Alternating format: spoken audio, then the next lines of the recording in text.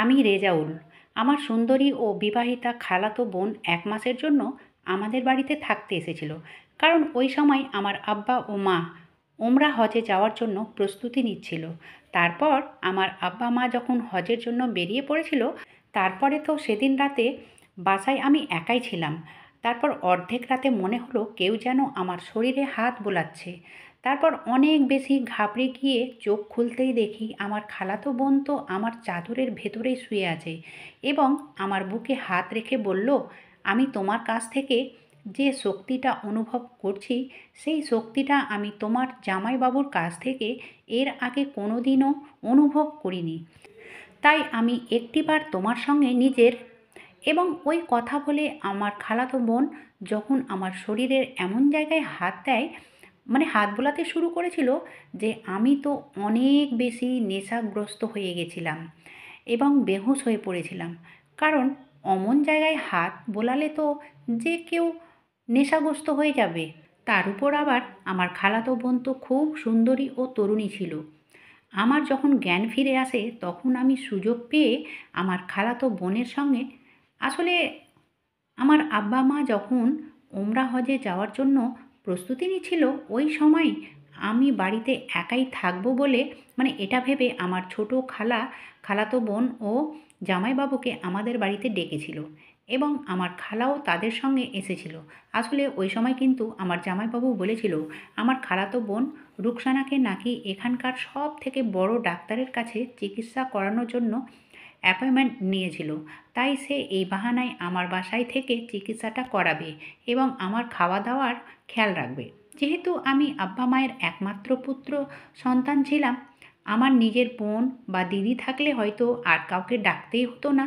তাও এমন নয় যে আমি কিছু রান্নাবান্না করতে জানতাম না, আমি মোটামুটি রান্নাবান্না করতে জানতাম।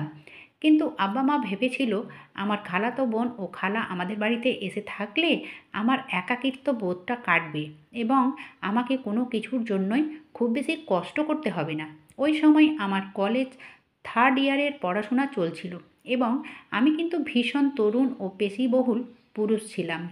আমার শরীর স্বাস্থ্য দেখে কেউ বলতই না যে আমার এতটা কম বয়স, কারণ ছোটোবেলা থেকে আমার শরীরের গ্রোথ অনেক বেশি ছিল এবং আমি দেখতেও ভীষণ সুন্দর ছিলাম। এদিকে আমার আব্বা মায়ের হজে যাওয়ার আগের দিন আমার ছোট খালা ও তার মেয়ে রুকসানা আমাদের বাড়ি এবং জামাইবাবুও, তারা 3 জন মিলে এসেছিল। আমার খালার সঙ্গে তো বছরে একবার হলেও দেখা সাক্ষাৎ হতো, কারণ ছোট খালা তো বছরে একবার হলেও আমাদের বাসায় আসতো এবং 2-4 দিন থেকে যেত। কিন্তু খালাতো বোনের সঙ্গে প্রায় 4 বছর পরে দেখা হয়েছিল, কারণ রুকসানা আপুর বিয়ে পরে সেদিন প্রথম আমাদের বাড়ি জামাইবাবু নিয়ে এসেছিল এবং তার সৌন্দর্য দেখে তো আমি তার দিকে তাকিয়ে থেকে গেছিলাম। বিয়ের আগে আমার খালাতো বোনও আমাদের বাড়িতে আসতো এবং থেকেও যেত, কিন্তু বিয়ের 4 বছর পরে আমি সেদিন তাকে দেখেছিলাম। আমার খালাতো বোন রুকসানার যখন বিয়ে হয়ে যায়, তারপরে সে আমাদের বাড়ি আসার সেরকমভাবে সুযোগ পায়নি এবং আমার খালাতো বোন রুকসানার বয়সে আমার থেকে প্রায় 7 বছর বড় ছিল।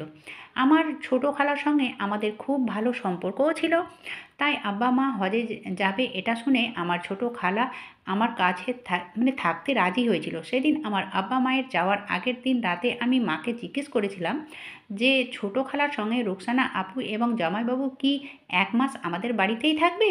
মা তখন হেসে বলেছিল যে জামাইবাবু রুকসানাকে আমাদের বাসায় রেখে নিজে ফিরে যাবে এবং রুকসানা আপু ও খালা নাকি আমাদের বাসায় থাকবে। আমি তখন মাকে একটা প্রশ্ন করেছিলাম যে রুকসানা আপু নিজের সংসার ছেড়ে আমাদের বাসায় 1 মাস থাকলে জামাইবাবু ও তার শাশুড়ির এতে কোনো আপত্তি হবে না তো? মা তখন আমাকে বলেছিল যে রুকসানা আপু অনেক দিনের চিকিৎসার জন্য এখানে এসেছে। এই চিকিৎসাতে 1 মাস সময় লাগবে।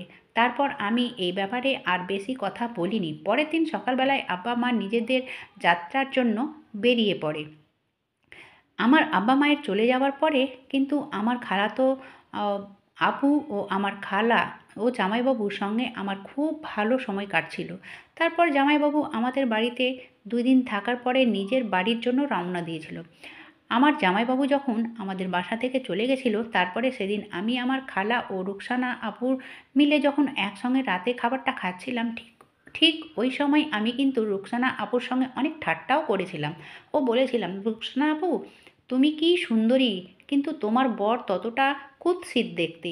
আমার কথা শোনা মাত্রই জানি না কেন আমার খালাতো বোন রাগ করে খাবার ছেড়ে টেবিল থেকে উঠে ঘরের ভেতরে চলে যায়। আমি তখন খালার মুখের দিকে তাকিয়েছিলাম এবং বুঝতে পেরেছিলাম যে আমি হয়তো একটু বেশি ঠাট্টা করে ফেলেছি। খালা তখন আমাকে বলেছিল, আসলে পয়সাওয়ালা দেখে নাকি রুকসানা আপুর বিয়ে জামাইবাবুর সঙ্গে দিয়েছিল, কিন্তু রুকসানা আপু আমার জামাইবাবুকে পছন্দ ছিল না, কারণ সে খুব কালো ও কুৎসিত ছিল দেখতে। ওই সময় আমি বুঝতে পেরেছিলাম যে আমি আমার খালাতো বোনের সঙ্গে ঠাট্টা করে তাকে কষ্ট দিয়েছি। তাই রাতের খাওয়া দাওয়ার পরে আমি তার ঘরে গেছিলাম তাকে সরি বলতে। তারপর সেদিন রাতে আমি যখন রুমে যাই তখন দেখি আমার খালাতো বোন ঘরের লাইট বন্ধ করে মন খারাপ করে বিছানায় একদিকে চুপচাপ বসেছিল, এবং আমি যখন রুমে ঢুকে লাইটটা অন করি তার পাশে গিয়ে বসি এবং তাকে সরি বলি, তখন সে নিজের আবেগ ধরে রাখতে না পেরে হঠাৎ করে কাঁদতে কাঁদতে আমাকে জড়িয়ে ধরে নিজের মনের কথা বলতে শুরু করে। আমি তো তাকে নিজের আপু মনে করে তার মাথায় হাত বুলিয়ে অনেক স্নেহ দিয়ে বলেছিলাম, আপু তুমি এই নিয়ে একদম মন খারাপ করো না, মানুষের চেহারাটাই সব কিছু নয়, চেহারার সৌন্দর্য থেকে মনের সৌন্দর্য অনেক বেশি মূল্যবান ও কার্যকরী। পরের দিন সকালবেলায় হঠাৎ করে আমার খালুর ফোন আসে এবং খালুর সঙ্গে আমার খালা যখন ফোনে কথা বলে তারপরে সে অনেক বেশি কাঁদতে শুরু করে এবং নিজের জামা কাপড় গোটাতে শুরু করে। তারপর খালাকে জিজ্ঞেস করতেই জানতে পারি যে খালু নাকি সিঁড়ি থেকে পড়ে গিয়ে অনেক বেশি আঘাত পেয়েছে এবং তাকে হাসপাতালে ভর্তি করতে হয়েছে। এই কথাটা শুনে আমার খালা সেদিন বাধ্য হয়ে নিজের বাসার জন্য রওনা দিয়েছিল। নইলে তো আমাদের মাঝে এটাই কথা হয়েছিল যে যতদিন আমার আব্বা মা বাসায় ফিরে না আসবে ততদিন ছোট খালা আমার সঙ্গেই থাকবে। কিন্তু সেদিন বাধ্য হয়ে খালাকে বাড়ি ফিরে যেতে হয়েছিল এবং আমার খালাতো বোন রুকসানা আপু নিজের চিকিৎসার জন্য আমাদের বাড়িতেই ছিল। আমার খালা চলে যাওয়ার পর আমি ও আমার খালাতো বোন একাই ছিলাম। এদিকে আমার আব্বা মায়ের সঙ্গে ফোনে প্রত্যেক দিন একবার হলেও কথা হতো, কিন্তু যখন থেকে আমার খালা চলে গেছিল তারপর থেকে আমার আপুর হাবভাব এক্কেবারে পাল্টে যায়। সে প্রত্যেক দিন নিত্য নতুন জামা কাপড় পরে আমাকে জিজ্ঞেস করতো যে তাকে দেখতে কেমন লাগে। এমনকি সে যখন তখন আমাকে অনেক বেশি চেপে জড়িয়ে ধরতো এবং আমি তাকে আপু মনে করে কিছু বলতে পারতাম না। আমি যখন কলেজ থেকে বাড়ি ফিরে আসতাম তখন সে আমার পছন্দের খাবার তৈরি করে রাখতো এবং আমাকে অনেক যত্ন করে খাওয়াতো। আমি কিন্তু তখনও তার মতিগতি বুঝতে পারিনি। তারপর সেদিন রাত্রিবেলায় যখন অনেক বৃষ্টি হচ্ছিল ও বাজ পড়ছিল, ওই সময় আমি নিজের ঘরের লাইটটা বন্ধ করে বিছানায় শুয়ে কানে হেডফোন দিয়ে গান শুনছিলাম। কিছুক্ষণ পরে মনে হলো আমার শরীরে কেউ যেন হাত বোলাচ্ছে এবং আমাকে জড়িয়ে ধরেছে। তারপর আমি যখন তাড়াতাড়ি কান থেকে হেডফোনটা খুলে দিয়ে মোবাইলের লাইটটা অন করতেই দেখি আমার খালাতো বোন কেঁদে কেটে অস্থির হয়ে পড়েছে। আমি তখন তাড়াতাড়ি ঘরের লাইটটা অন করে আপুর চোখের জল মুছে জিজ্ঞেস করলাম, তুমি এভাবে কাঁদছো কেন? সে তখন আবার আমার পাশে এসে আমাকে অনেক জোরে জড়িয়ে ধরে বলল, রেজাউল, আমি একা ওই ঘরে ঘুমাতে পারবো না। হয় তুমি ওই ঘরে আমার সঙ্গে ঘুমাও, আর না হয় আমাকে এখানে এই ঘরে ঘুমাতে দাও, কারণ আমার ভীষণ ভয় লাগছে। তার কথা শুনে আমি যখন বাধ্য হয়ে তাকে আমার বিছানায় ঘুমাতে দিয়েছিলাম এবং আমি নিজে সোফাতে গিয়ে শুয়েছিলাম। আমি এই সব কিছু ধীরে ধীরে বুঝতে পেরেছিলাম যে আমার খালাতো বোনের দৃষ্টি তো আমার দিকে অনেক বেশি সংকীর্ণ হয়ে যাচ্ছিল। এদিকে তো দিন দিন আমার সঙ্গে এমন ব্যবহার করতে শুরু করেছিল যে মনে হচ্ছিল যেন আমি তার নতুন বর। এমনকি সে আমার সামনে এমন ছোট ছোট জামা কাপড় পরে আসতো যে আমার নিজেকেই তাকে দেখে লজ্জা লাগতো, এবং সে আমার সামনে এসে আমাকে জিজ্ঞেস করতো যে তাকে ওই রকম ছোট ড্রেসে কেমন দেখাচ্ছে। সেদিন আমি না পেরে আমার খালাতো বোনকে বলেছিলাম যে আমার সামনে এইসব নোংরা ড্রেস পরার কী আছে। আমার খালাতো বোন তখন বলেছিল যেহেতু অনেক গরম পড়েছে তাই সে নাকি আরামের জন্য এই ধরনের ছোট জামা কাপড় পরেছে।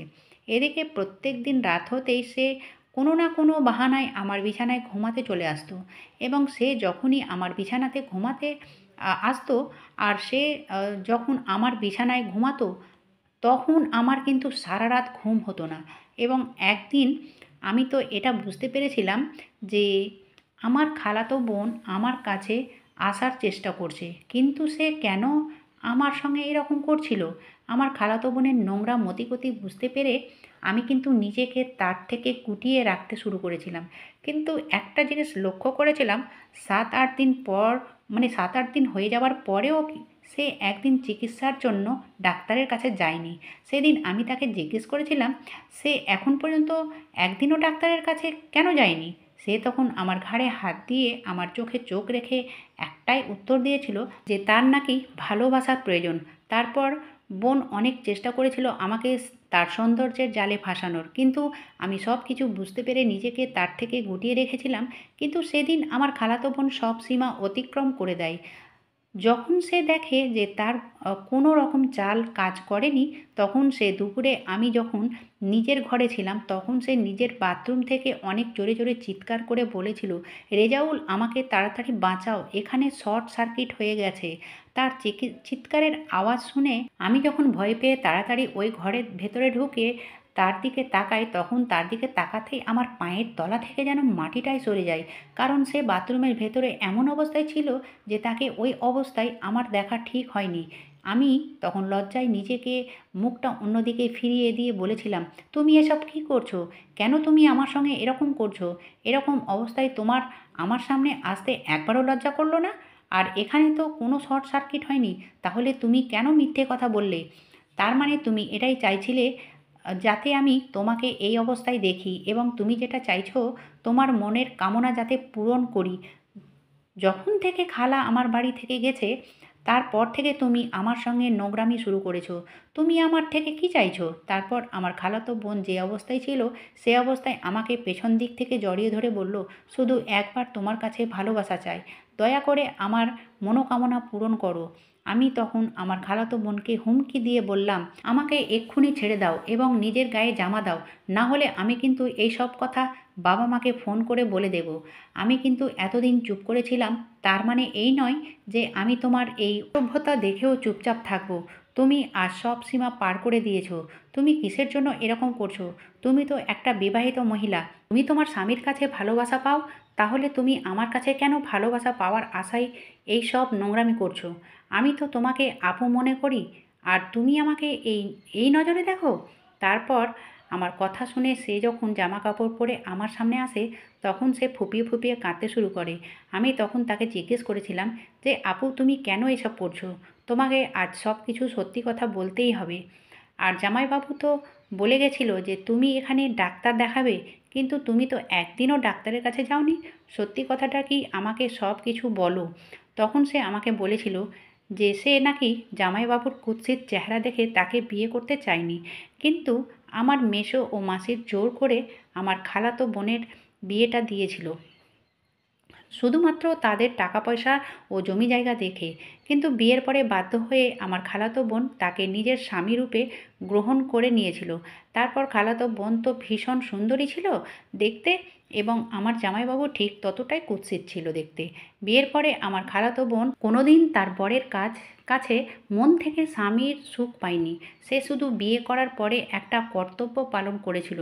শুধু তাই নয়, আমার খালাতো বোন আমাকে এমন কথা বলেছিল যেটা শুনে তো আমার চোখ দুটো কপালে উঠে গেছিল। কারণ আমার খালাতো বোন বলেছিল প্রত্যেকটা স্বামী স্ত্রীর মাঝে যে একটা আদর ও ভালোবাসার সম্পর্ক থাকে, সেটা আদর ও ভালোবাসা থেকে তার স্বামী বঞ্চিত রেখেছে। জামাইবাবুর মধ্যে তার স্ত্রীকে আদর করার শক্তিটুকুও ছিল না, যে আমার আপুকে আজ পর্যন্ত কোনোদিনও আদর দিতে পারেনি।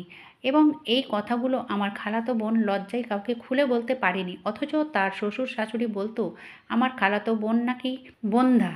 তাই আমার খালাতো বোন রাগ করে আমার বাসায় আসার পরে কোনো ডাক্তার দেখাতে যায়নি, কারণ সে জানতো ডাক্তার দেখিয়ে তো কোনো লাভ নেই, কারণ অসুবিধাটা তো আমার জামাইবাবুর মধ্যেই ছিল। এবং আমার জামাইবাবু সব কিছু জানার পরেও আমার খালাতো বোনকে সবার চোখে খারাপ করে রেখেছিল। আর এই জন্যই আমার খালাতো বোন যখন আমাদের বাড়ি এসেছিল, তখন সে আমার পেশিবহুল শরীর স্বাস্থ্য দেখে আমার কাছে তার মনোকামনা ও তার ইচ্ছে পূরণ করতে চেয়েছিল। সেদিন তার সব কথা শোনার পরে আমি তাকে কথা দিয়েছিলাম যে আমি তার জীবনে সব কিছু ঠিক করে দেব, এবং সে একদিন তার স্বামীর ভালোবাসা ও আদরও পাবে। তার সব কিছু তার কিছুদিন পরে আমার বাবা মা যখন হজ থেকে বাড়ি ফিরে আসে, সেদিন আমার খালা ও খালু আমার জামাইবাবু আমাদের বাড়িতে এসেছিল এবং সেদিন আমি সবার সামনে আমার খালাতো বোনের জামাইবাবুর ব্যাপারে সব সত্যি কথা বলেছিলাম এবং আমার খালাতো বোন বলেছিল আমার জামাইবাবু যদি নিজের চিকিৎসা না করে তাহলে কিন্তু আমার খালাতো বোন তার বাড়িতে আর যাবে না। আমার জামাইবাবু সবার কথা শুনে বাধ্য হয়ে নিজে ডাক্তার দেখাতে রাজি হয়েছিল এবং এই ঘটনাটা হতে আজ 1 বছর হয়ে গেছে। আজ আমার খালাতো বোন তার স্বামীর আদর ও ভালোবাসা পেয়ে মা হতে চলেছে। সবসময় সব ক্ষেত্রে যে নারীদেরই দোষ থাকে সেটা কিন্তু একদম ভুল ধারণা। তাই বন্ধুরা, আজকের গল্পটি এখানেই শেষ করছি। গল্পতে কোনো ভুল ত্রুটি থাকলে ক্ষমা করে দেবেন। গল্পটি ভালো লাগলে লাইক, শেয়ার, সাবস্ক্রাইব করতে ভুলবেন না। ধন্যবাদ।